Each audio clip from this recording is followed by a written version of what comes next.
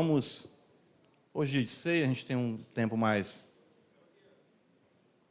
pouco mais abreviado, mas eu quero hoje com os irmãos dar continuidade ao estudo da confissão. Estamos no segundo parágrafo e o nosso objetivo, claro, é cobrir, a gente não tem como exaurir um tema tão rico como esse, mas a confissão tem 3 parágrafos tratando da liberdade em Cristo, a liberdade de consciência. Então a gente vai caminhar, eu creio ainda por esse domingo e o outro, dia 1º e dia 8.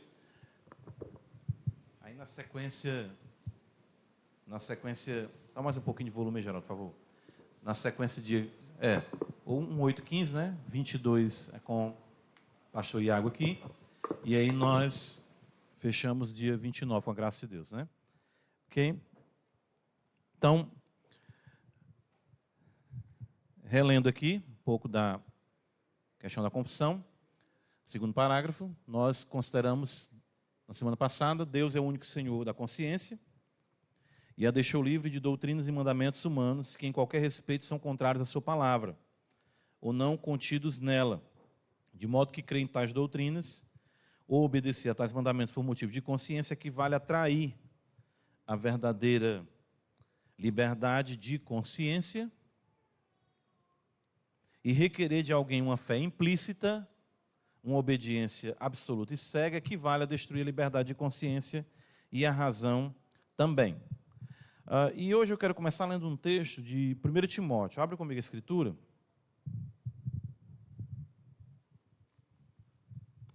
Lembra que na semana passada nós fizemos uma breve introdução quanto ao significado da palavra consciência e a importância da mesma. Não tenho como recapitular tudo, os irmãos podem revisitar a aula, está disponível aí nos nossos streams, aí, né? Enfim, as plataformas aí. 1 Timóteo capítulo 1.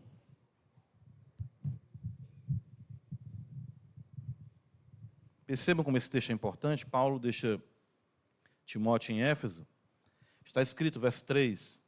Quando eu estava de viagem rumo da Macedônia, te roguei permanecesses ainda em Éfeso, para admoestares a certas pessoas, a fim de que não ensinem outra doutrina. Percebam aqui a importância da doutrina, isso está bem enraizado, desde Atos 2, ali, quando a gente pensa nisso, né? E até mesmo da promessa de Isaías, que Cristo cita, e sereis todos ensinados por Deus, doutrinados por Deus. Nem se ocupem com fábulas, percebam, e genealogias sem fim, que antes promovem dissensões do que o serviço de Deus na fé.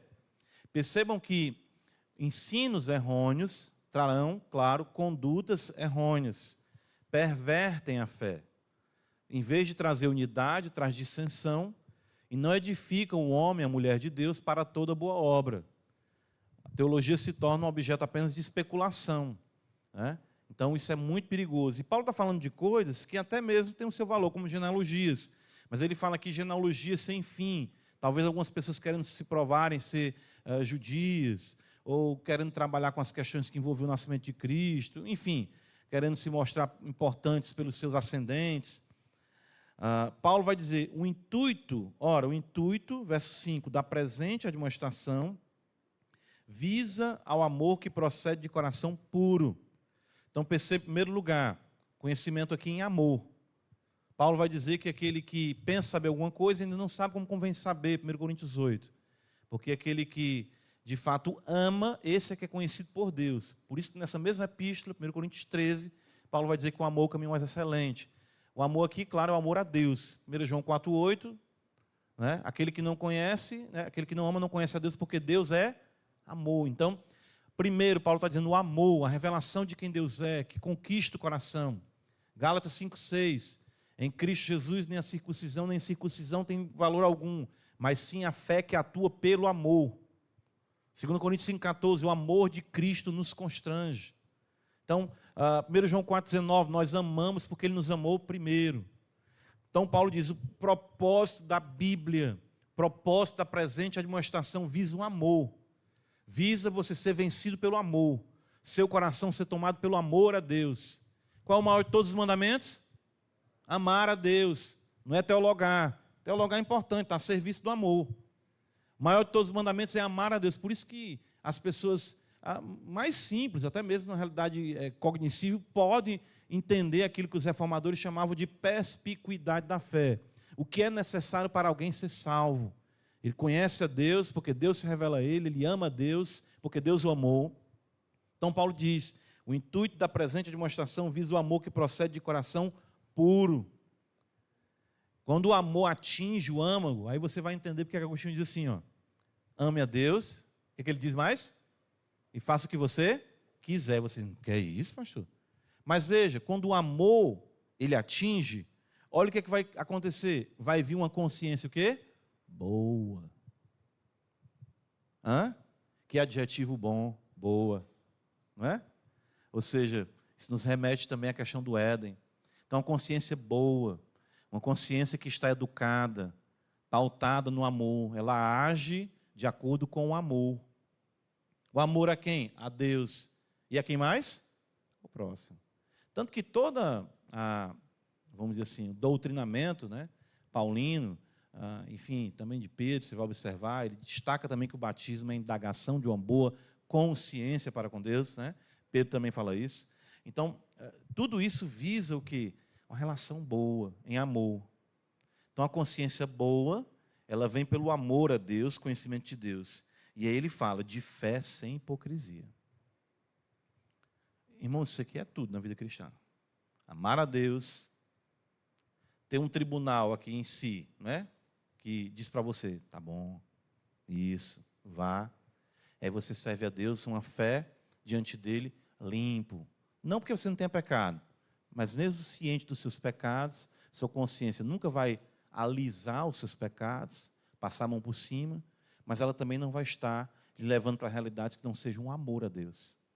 Porque o que caracteriza os dominadores de consciências, podemos dizer assim, nas realidades sectárias, e até mesmo de algumas igrejas que, embora não sectárias, perturbam a mente dos fiéis, é tentar manter os mesmos sob a égide do medo e não do amor. Entendeu? Porque na hora em que você estiver, no dia em que você estiver, sob uma tentação, e for algo que lhe agrada, lhe apetece, não vai ser por minha causa que você não vai pecar. Oh, meu Deus do céu. Logo eu. Já pensou? Né? Você não vai pecar porque o Espírito vai dizer assim, o Senhor te amou tanto. Aí você, é mesmo. Vou fazer isso não. Faça isso não. Aí você, é mesmo, amém. Aí do outro lado, faz e tudo. Tu merece essa oportunidade. Te dá uma chance. Te permite. Aí o Espírito, Jesus abriu mão da vida dele, pagou um alto preço para te purificar desse pecado. Isso é mesmo. Está vendo? O amor constrange. O amor de Cristo nos constrange. A consciência regida pelo amor e não pelo medo. Eita, se o pastor André souber. Pastor André. Se você souber quem é o pastor André como pecador, eu digo assim. Ixi, se o conselho souber. Não, ixi, se os irmãos souberem. Não é assim que as seitas trabalham, né? Trabalho muito com isso aí. Eu digo as seitas porque até eu estou vendo agora um documentário sobre o testemunho de Jeová. Tem no HBO também. E o que é muito característico da seita é esse autopatrulhamento.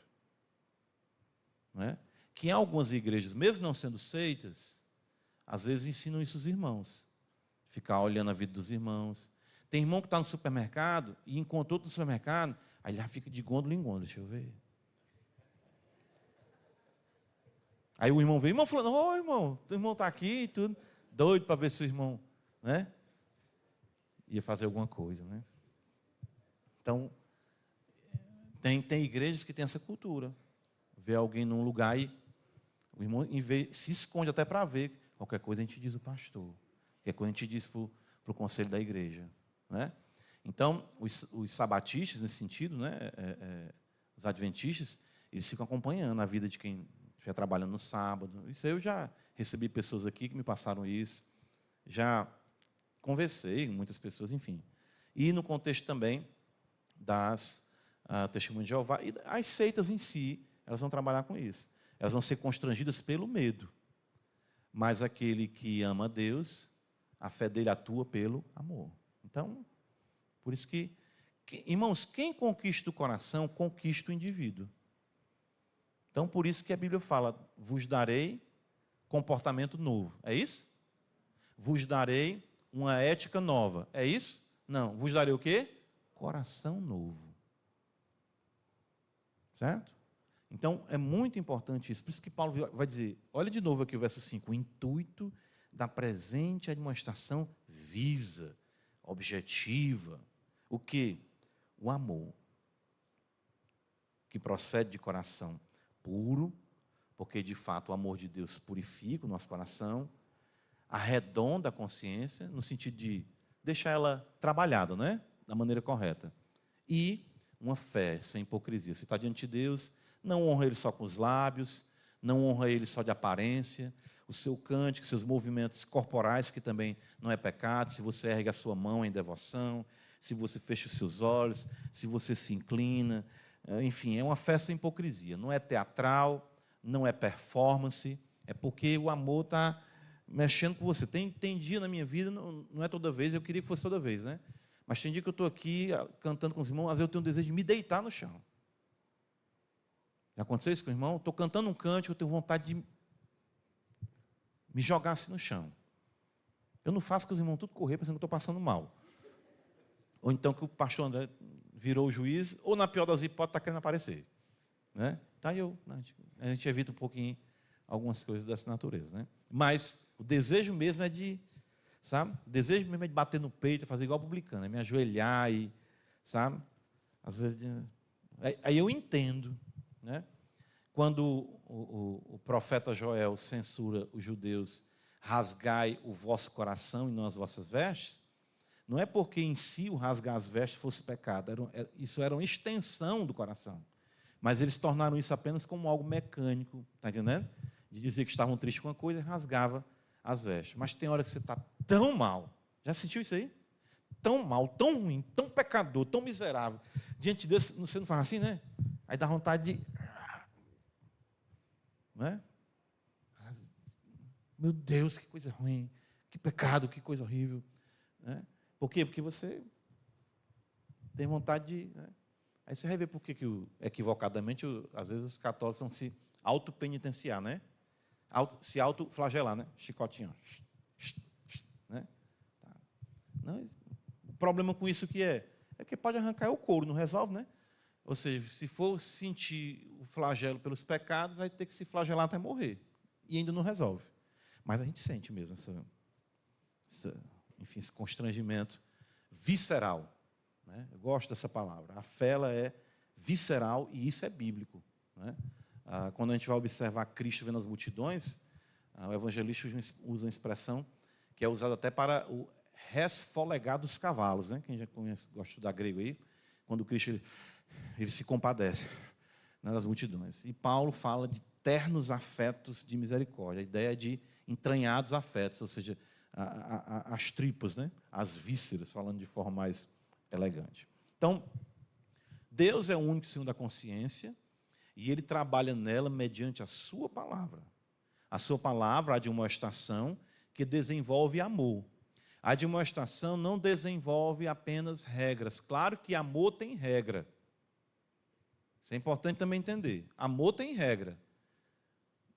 O mundo ensina que a ausência de regra é amor. Não. A ausência de regra é dissolução. O amor tem regra. A vida tem regra. As coisas têm ordem. 1 Coríntios 14:40, nosso Deus é Deus de decência e ordem. Então, isso aí faz parte de toda a criação, de todo o conjunto de coisas, em tudo que você veja. Então, amor não é deixar o filho fazer o que quer. Isso não é amor, não. Isso é facilidade. Facilidade temporal e o preço vem depois.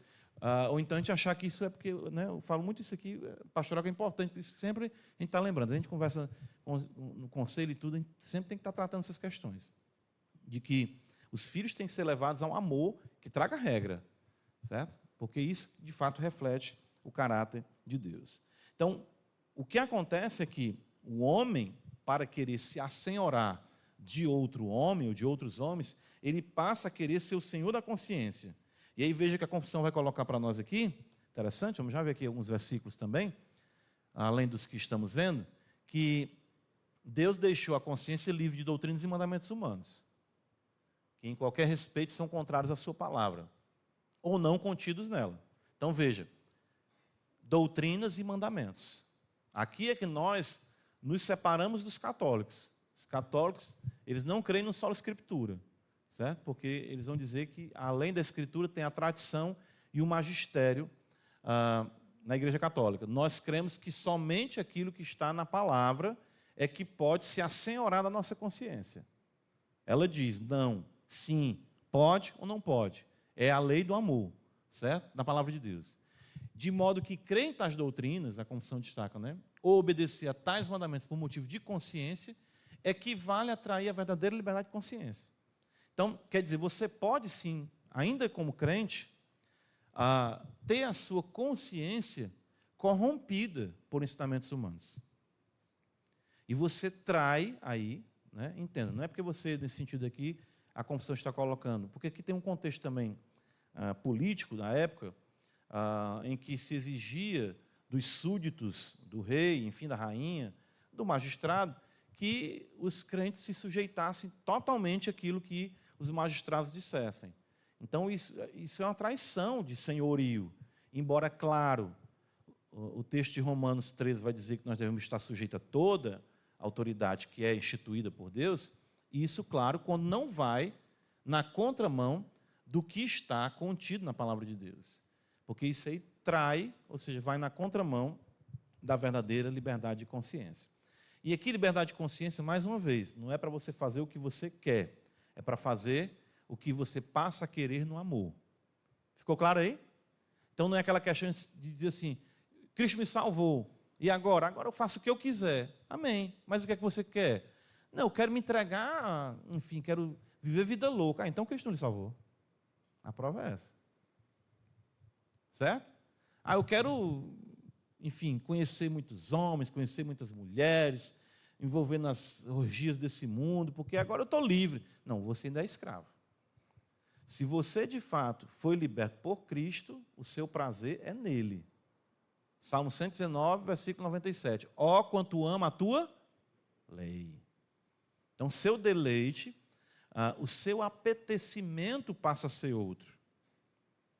Então, por isso que agora você vai ser livre, ter a liberdade de consciência. Isso não quer dizer que não procedam ainda do seu coração pensamentos contrários à palavra ou desejos ou tentações. Tiago vai dizer isso. Isso não quer dizer também isso. Não é uma utopia.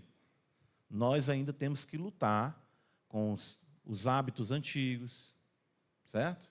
E quando eu falo hábito antigo, é muito interessante isso. Existem, isso eu lembro do Jonathan Edwards, quando ele fala nas afeições religiosas, no livro dele. Existem pecados que você vai lutar com ele a vida toda, que foram confeccionados e entretecidos na malha do seu ser desde a sua infância. Quem já foi... Vou perguntar, mas não precisa se manifestar, mas você vai entender o que eu estou falando. Tem um livro Quando Pecadores Dizem Sim, né? Muitos irmãos já devem ter lido, conhecem, e tem o outro livro dele que é Eu Ainda Digo Sim. Esse livro também bem interessante, e ele trata de alguns pontos, mas num ele trata, que é bem interessante, me ajudou muito, eu conversei muito com minha esposa sobre isso, que o cônjuge, ele tem que aprender a conviver com o seu cônjuge dentro da realidade estrutural do pecado que ele traz. Porque existem pecados que estruturam aquela pessoa. E a pessoa sabe que é errado, ela é pecadora, mas de repente ela vacila naquilo. Porque está na estrutura da pessoa. Sabe? Sabe quando... isso é muito interessante, principalmente pensando no trato masculino. Às vezes a gente tem um trato e tudo, o evangelho vem, nos internece. Mas se a gente perceber ainda, a gente ainda tem alguns resquícios ali. A esposa diz, você foi grosso. Você fala, não fui não. É porque você nem percebe. O jeito que você fala, a maneira como você falou, foi grossa. Mas eu não tive a intenção, mas é grosso. Está estruturado na malha da pessoa. Não é? Aí você não consegue, às vezes, tirar aquilo ali. Claro que o problema aí não é que o evangelho não tenha poder, porque o evangelho tem o poder para tirar essa realidade na redenção. Porque Deus estabeleceu as realidades paulatinas sendo trabalhadas na nossa vida. Mas o ápice disso, a libertação total disso, só se dará na glória. Tenho visto que toda perfeição tem o seu. Estava aqui não, era? Né? Pois é, toda perfeição tem o seu limite, tem fim. Não é? Então, seja o que for, pode ser a pessoa mais calma, mais terna. Mas um dia ela, né? Não tem como não. Toda perfeição tem limite, tem fim. Mas a tua lei, a tua palavra, o teu mandamento é ilimitado.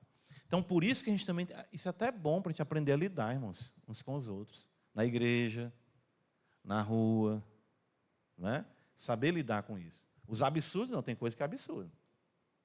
Aí é que vem aquela questão. Tem coisas basilares que são tiradas, né?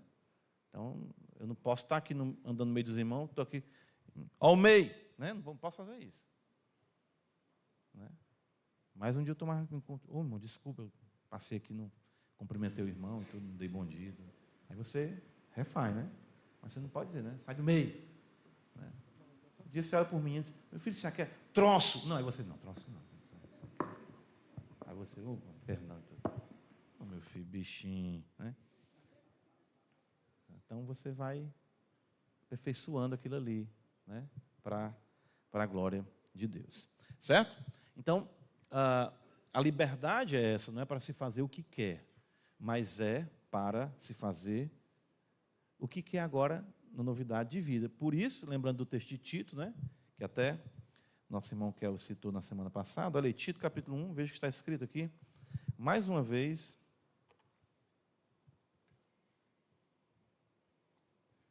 Interessante esses textos nas pastorais, né? Que é exatamente o ensino para a igreja. Olha, Tito 1, verso 13, Paulo diz, tal testemunho exato, portanto, repreende-o severamente, ou seja, os insubordinados ficam falando coisas que não convêm, para que sejam sadios na fé. Né? Para que sejam sadios na fé. Mais uma vez, o intuito da demonstração, trazer a doutrina correta. Ser sadio na fé. Quer dizer, você pode ser doentio na fé. Como Paulo escreveu aos Tessalonicenses, diz que estava escrevendo para eles para reparar as deficiências da fé deles. Então, nós temos deficiências na fé, no nosso crer. Tanto no nosso crer, no sentido do depósito, existem coisas que têm que ser tiradas, que foram trazidas do fútil legado dos pais, estruturada nossa vida de pecado. Às vezes você vem no contexto pentecostal, neopentecostal, arminiano, todo mundo nasce arminiano, mas enfim, todas essas questões vêm ali com você de alguma forma. Então, tem que ir trabalhando para deixar a fé mais sadia.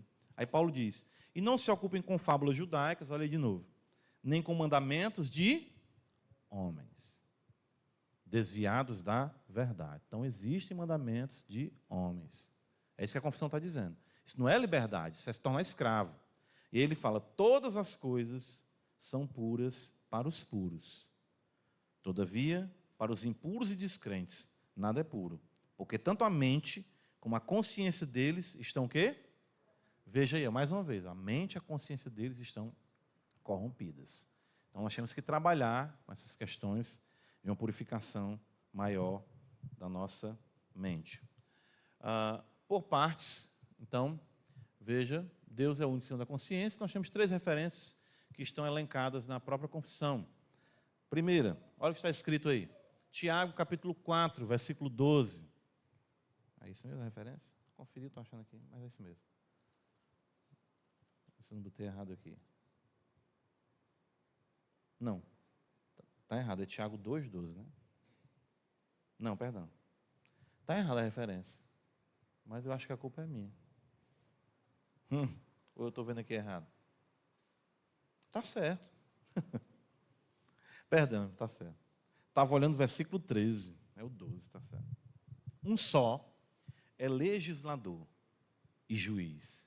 Que beleza, não é? Ou seja, estou lendo um livro agora, da Pronobis, autoria do Erwin Lutzer, né? Quando as nações se esquecem de Deus. E ele destaca isso. Observando um paralelo, ele faz com o cenário americano atual e o cenário pré-nazismo na Alemanha. Embora ele afirme que isso não quer dizer que o que aconteceu na Alemanha ocorrerá nos Estados Unidos, mas a mesma metodologia está sendo implementada. E uma delas é tirar Deus da repartição pública. Uma delas é tirar Deus das escolas. Porque se você tira o referencial do legislador e juiz, quem é a autoridade máxima? Quem é? Ninguém. Vai ficar à mercê de quê? Da Suprema Corte. Olha o que a gente está enfrentando aqui agora, né? Cuidado com os cortes. Né? Olha o que a gente está enfrentando aqui agora. Então, um homem se define, ou um colégio, juiz e legislador. Quando as leis, né, e o julgamento procedem de um ser superior que legou à humanidade a compreensão dos valores, enfim, da ética e assim por diante. O homem não gerou isso por si mesmo. Então, as coisas vão começando a ficar à mercê de uma maioria. Uma das coisas também que ele destaca no livro é como a propaganda é utilizada para servir a fomentar uma mentalidade que vinha a se tornar lei. Certo? Que vinha a se tornar lei. Então, isso, se você tira o legislador e o juiz, que é o Senhor Deus, acabaram-se todas as coisas. Né? Eu lembro, eu contei isso com os irmãos, eu li uma vez no livro que um autor estava contando uma história que uma pessoa chegou para ele, foi evangelizar ele no campus universitário, e ele disse que não existia Deus. Né? Aí ele pegou e disse para ele, mas Deus não existe. Sim, o que é que existe? Não, cada um faz o que quer e tudo e tal.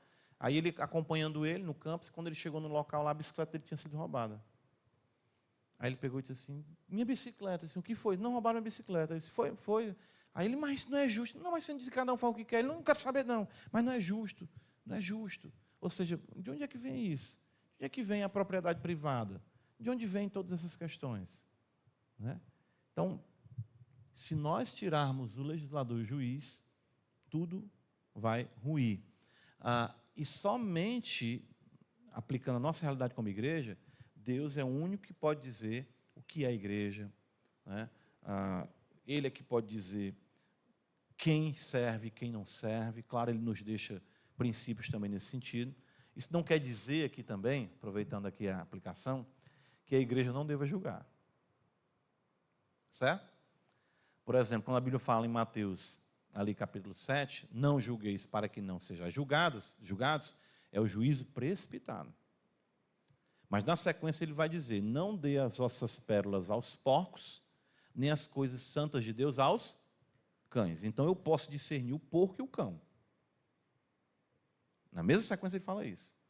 E em 1 Coríntios, capítulo 6, não falo a memória, Paulo diz, como é que vocês estão com problemas entre vocês e levam a tribunais humanos? Não existe nenhum sábio entre vós para julgar essas questões? Então, aqui, quando nós falamos que é um só legislador e juiz, estamos falando de Deus, que julga mediante a sua palavra e constitui, sim, juízes, tanto terrenos como na própria igreja, para julgar mediante as leis que ele, como legislador e como justo juiz, estabeleceu. Certo? Então, nós temos que entender isso aí. Para também não acharmos que, não, meu Deus, não, se eu vejo um fruto, se eu chego numa árvore, olho para ela, aí, pega o fruto, a macieira, por conta de quê? Da maçã. Pega aqui uma laranja, uma laranjeira, por conta de quê? Da laranja. Então eu tenho que fazer juízo, ou seja, eu tenho que julgar aquilo ali, mas não a questão precipitadamente. Aí eu tenho que ter cuidado com essa realidade. Mas aqui, principalmente no contexto, se aplica ao fato de se criar leis ou regras que nos façam julgar o próximo, não pautados na lei do Senhor. Geraldo, o microfone sem fio, tá? Estão querendo fazer uma pergunta, por favor, meu irmão. Bom dia. Pastor, nesse caso, em relação ao senhor disse nesse instante que a igreja, de fato, ela não vai estar monitorando, olhando, né, a vida de cada irmão. Mas até que ponto, né? Eu Sim. vejo o fruto de um irmão que não reflete um coração que confessa, né, de fato o nome de Cristo. Certo. Eu tenho que ficar nessa, né, Sim. nessa omissão ou Pronto, inação. pronto. Não, aí vem muito bem a questão de Mateus 18, né? Aí é nosso dever como igreja nesse sentido, não de patrulhar, mas se as coisas vêm à tona para nós, Deus traz, então o que é que o texto sagrado diz? Se teu irmão pecar, vai arguí-lo. Se ele te ouvir, ganhaste teu irmão. Se ele não te ouvir, chama contigo ainda um ou dois testemunhos para que toda palavra se estabeleça. Se ele não ouvir, diz-o à igreja. A igreja julga como não crente, se não se arrepender. Ou seja, se esses passos forem dados e o arrependimento não vier, a igreja julga como gentio publicano. Então a igreja exclui, certo? Tem que caminhar com essa realidade, observar.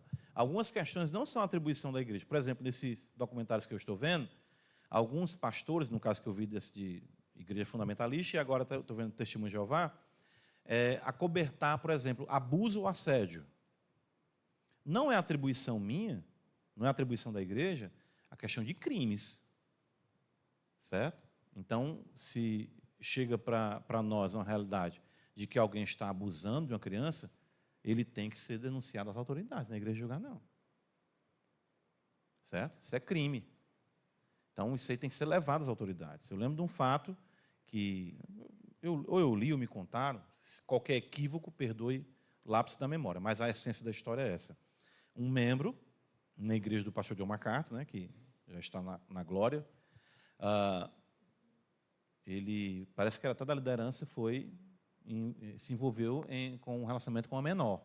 Um menor, enfim, não lembro os detalhes. Mas o fato é que era pedofilia. E ficaram sabendo e foram até a casa dele confrontar. Pastor, foram diáconos e tudo, confrontar. Então ele se mostrou extremamente arrependido, pediu perdão à esposa, à família. Tá tudo bem? Tá tudo em paz, resolveu tudo, pronto. Agora ligue para a polícia. Aí para a polícia, sim, agora você vai se entregar às autoridades. Está tudo resolvido, resolveu com sua esposa, resolveu com seus filhos, resolveu com a igreja, você é nosso irmão. Agora você tem que arcar com as consequências. Aí ligou, a polícia veio e ele foi condenado, foi preso. E o tempo que ele ficou preso, a igreja ficou assistindo ele, visitando, ele crente, cumpriu sua sentença e voltou para casa. O que é que tem acontecido nas igrejas que eu já vi? As pessoas não vão evitar um escândalo, um dano, alguma coisa. Não. Tem que ser tratado da forma correta. E isso Deus nos guarde para todos nós. Para todos nós. Certo? Uma esposa chegar para mim, pastor, meu marido está me espancando. Eu não vou dizer, seja submissa ao seu marido. Deus me guarda um negócio desse. Ele está lhe batendo, está lhe espancando? Está. Está arrancando meus cabelos. Pô, minha irmã, primeiro sai de perto desse homem e procure uma medida protetiva. Porque senão ele vai lhe matar. Eu vou dizer para ele, para ela, você tem que ficar. Então, isso acontece muito nas igrejas. Mulheres morrem, filhos são abusados, crianças. Por quê? Porque acontecendo um crime, aí supostamente em nome da fé, ou de se ter uma realidade mais amena para não haver escândalos, aí não se denuncia aquilo ali. Não, é crime, tem que ser tratado. Né? Eu conheço história. Posso falar que isso é testemunho público. Pronto. Tem um missionário Ronaldo, que nós apoiamos. Pronto, o missionário Ronaldo, antes de conhecer a Cristo, ele tinha cometido alguns delitos. Creu em Cristo, estava na igreja, pastor Genuan hoje não está mais aqui, né? Em Fortaleza. E quando ele estava servindo a Deus, chegou para ele um mandato de prisão. Pensa que a igreja foi lutar para... Porque às vezes nós ficamos assim, às vezes o pai, uma mãe tem um filho, ou algum parente cometeu um crime e quer pedir oração à igreja para a pessoa ser solta. Não, peça oração para ele se converter, ele cumprir a pena dele. Ele voltou, o missionário Ronaldo, e ele começou um ministério na cadeia que floresceu, e a igreja acompanhando ele, e ele cumpriu o que tinha que cumprir, foi solto, casou, vemos aí, pai, vai nascer o terceiro filho, é pregador e missionário. Eu conheci o Ronaldo já, né? Ou seja, mesmo testemunho, mesma vida cristã, estudei com ele no seminário. Né? Então, às vezes, a gente tem uma visão errada também das coisas, a gente tem que saber entender essas questões biblicamente. Ok? Podemos ir à frente? Vamos nós. Outro versículo também. Vamos lá. Quem és tu que julgas, né? Romanos 14:4. O servo alheio para o seu próprio Senhor, ele está em pé ou cai. Mas estará em pé, porque o Senhor é poderoso para o suster. Esse contexto, mais uma vez, mostra que o servo não é meu, não é seu. O servo é alheio, ele pertence a Deus. A ideia é essa. O contexto aqui, a gente sabe, lá em Romanos 14, a consciência de algum irmão mais fraca. Então, isso é uma coisa que a gente tem que ter muito cuidado com isso. Certo? Quem come carne não julga quem não come, Paulo vai dizer. E o que não come, não julga o que come. Quem come, come para Deus. E quem não come para Deus. Existem coisas que nunca vão se resolver na nossa vida. Por exemplo, você pode ter vindo à igreja, até mesmo no contexto de uma igreja evangélica, pentecostal, em que você não fica em paz em comer uma galinha cabidela. Não é? De repente, pastor, eu não consigo. Eu também não tenho muito assim, por galinha cabidela, não. Uma panelada eu gosto. A galinha cabidela não tem muito, nunca tive essa, não sei porquê, enfim, cada um com o seu cada qual, né? Paulo diz que todo alimento recebido com ação de graça é o quê? Abençoado por Deus. Botou um calango, orou, comeu, está tudo bem. Deu graças a Deus, pronto. A suma é essa. Marcos 7 diz que Jesus purificou todos os alimentos, mas a minha consciência ainda não me deixa. Então não coma. Mas você que não come, não julgue o que come. E você que come, não ofenda o que não come. Interessante. A regra aí é o quê? O amor, sempre. O altruísmo. Rapaz, o irmão não come cabidela, não. Vou chamar ele para almoçar, eu vou botar. Não é aquele doce lá do sangue do porco? Vou botar um chouriço para ele. Ah, pensou? O doce é feito com sangue do porco, né? Que coisa. Né? Mas tem que gosta, né? Eu. Eu. Então não tem problema. Orar por isso. O microfone chegando para a gente. É muito importante ter o cuidado com isso. Então, a regra nessa realidade da consciência é você sempre prezar pelo contexto. É você sempre prezar pela igreja. É você sempre prezar pela paz, pela unidade.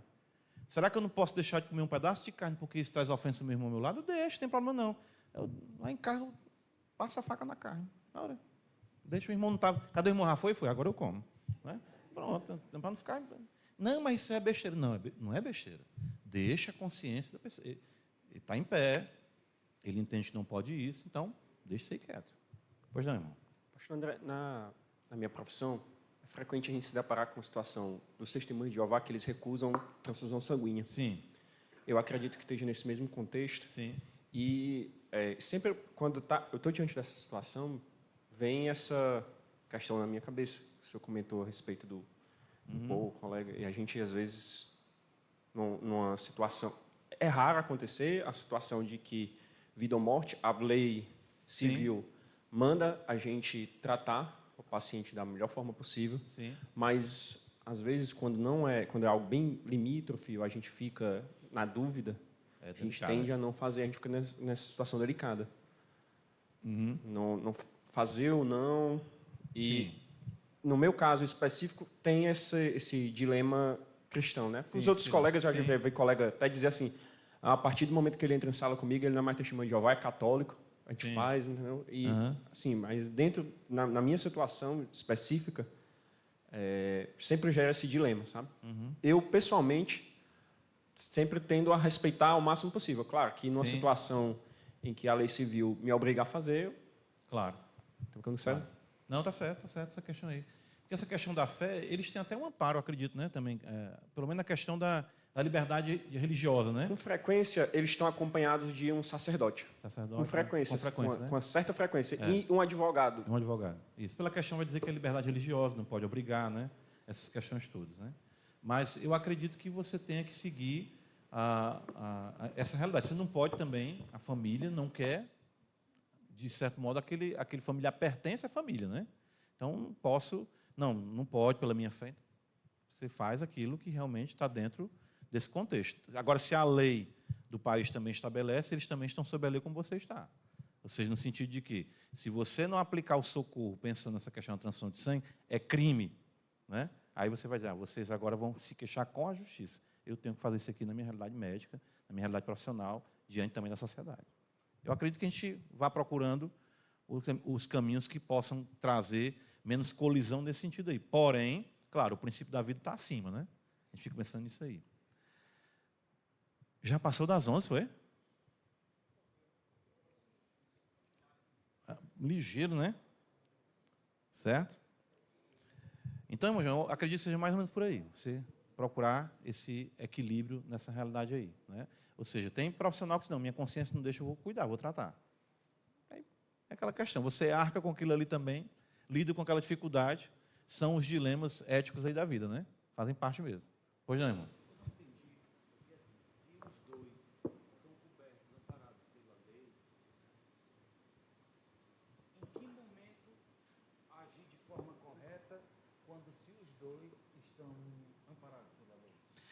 Como o irmão falou ali, Sim. se ele vai aplicar os métodos da transfusão de sangue porque a lei obriga que ele Sim, faça, se a lei obrigar, né? Isso. e se existe uma legislação que também protege o querer do paciente. Uhum.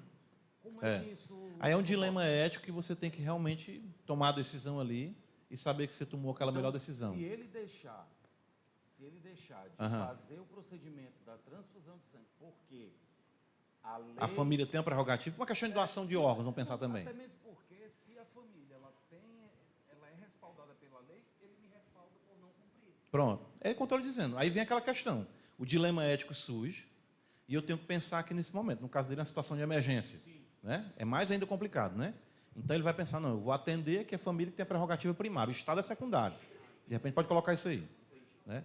Ou de repente se dissesse, não, o Estado é primário para a minha relação profissional.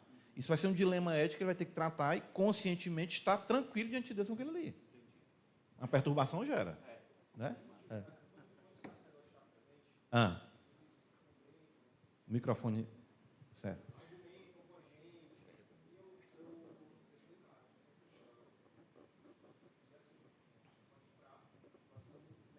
Sim. Sim. Sim.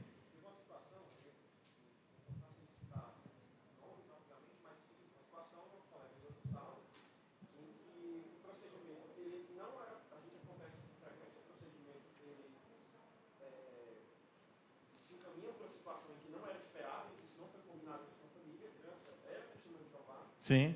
E a gente ficou 4 colegas na sala para discutir lei de mais ou não. Iam para uma outra.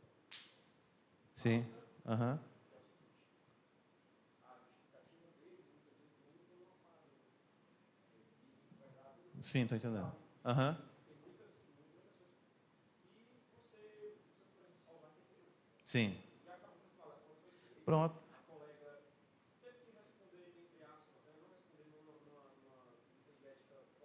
Sim. Pronto. Cada situação dessa é muito particular da demanda da urgência. Então, no caso, como você falou, às vezes, o que o irmão destacou aqui, quem não ouviu, uma criança, os pais não é combinado com os pais tudo o que vai acontecer, qual procedimento vai desencadear outro procedimento. Então, se aquele procedimento chegou e não foi consultado, aproveita o momento e aplica. Eu digo assim, faça isso, o profissional está certo. Aproveita, coloca o princípio maior de salvar a vida. Segue ali. Mas não era. Mas já foi. Né? Então, pois não. Pastor, vamos já afinar. Entra nesses assuntos, né? Em algumas igrejas reformadas, eles têm a questão da Santa Ceia com o vinho mesmo, sem ser o suco de uva. Né? Olha aí o vinho. E aí, é uma questão... A gente sabe, biblicamente, que a questão da bebida alcoólica, ela em si não é pecado, né? Mas Sim. quando o símbolo, a Santa Ceia, né? Quando uma igreja reformada, ela institui ali o vinho como o elemento, né? Sendo o único elemento, e não o suco de uva. Pronto. E um irmão que tem a consciência de que a bebida alcoólica é pecado, ele se negar a tomar a ceia, ele está sendo correto, mesmo indo contra o símbolo? Estou entendendo. Eu acredito que existem coisas, vou falar que eu particularmente, né? O último lá, o Pedro Henrique, para a gente findar. Para a gente ir embora. Já é meio-dia, não, né? Sim. Algumas coisas eu aprendi como pastor. Existem guerras que não merecem, não precisam ser travadas. Sabe? Isso eu aprendi com o tempo. Então, eu não vou, por exemplo, se os irmãos perguntarem para mim assim, pastor, ceia, o senhor, suco de uva ou vinho? Eu diria, vinho. Sem nenhum problema. Entendeu? Mas eu cheguei na igreja, a igreja tem 10, 20, 30 anos usando suco de uva. Eu vou dizer assim, eu vou botar vinho. E eles vão tomar nem que não queira. Tem 20 pessoas que não vai tomar, por que não tome? Não, faça isso não. A gente tem que ter exatamente isso, cuidado, a consciência. A gente tem que zelar pela paz, pela unidade. Isso é uma questão essencial à fé? Sim ou não? Não. Não é essencial. Isso não vai... Não tem. Está entendendo, meu caso? Porque tem gente, não tem o caso do irmão. Tem que ser vinho, não. Quando eu cheguei numa igreja, a igreja anterior que eu estava aqui, e aí, lá, eu cheguei, aí o pessoal expôs aqui e diz assim, quando você chega numa igreja, tem gente que sempre joga um defunto no seu colo. São os problemas passados, que é que você resolva de uma forma que você não tem nenhum problema, nem o pastor anterior passou 20 anos, não resolveu, 30, aí tu diz, vai pastor, é contigo. Isso não, eu mesmo não. Expôs dizia, aprenda a dizer, não, isso aqui eu não estou aqui para tratar essas questões hércules que não foram resolvidas na igreja. Vamos orar, Deus abençoe. Mas eu cheguei na igreja, a gente caminhar aqui, né? Aí a secretária, tinha uma secretária na igreja antes de chegar. Ela entrou na sala com uma garrafa de vinho e uma garrafa de suco de uva. Pastor, eu quero saber como é que vai ser esse negócio aqui agora. Eu disse, o quê, irmã? Não estava nem entendendo. Não, porque o pastor anterior usava suco de uva. O pastor provisório disse que tem que ser vinho. Nós estamos aqui com uma caixa de suco de uva e uma caixa de vinho. E aí, pastor? Aí eu disse assim, não, a igreja estava usando vinho, estava, deu problema, deu não, então vai continuar vinho. Pronto. Quando aconteceu a ceia, aí me procuraram alguns irmãos, disse assim, pastor, eu não posso tomar vinho, eu tenho esses problemas. Pois não, vamos resolver isso aí. Ora, peguei a bandeja, lá era grande, os 12 cálices aqui do meio de cada bandeja era suco de uva e em torno era vinho. Quem quer vinho, venha. Quem quer suco de uva, suco de uva. Pronto. A igreja ficou em paz. Os irmãos já conheciam. A cor é diferente, não é diferente, né? No meio, já diz, irmãos, no meio, tem os irmãos que não quiserem tomar o vinho, tem um suco de uva. Ficou em paz com o conselho? Ficou em paz. Ficou em paz com a igreja? Ficou em paz. Vamos em frente para o céu. Pronto. Mas eu não vou, entendeu? Chegar aqui, vou dizer para os irmãos nunca vão chegar aqui e de imediato chegar aqui, o irmão tomar e dizer, o que foi isso que o pastor fez? Não, não se preocupe, não.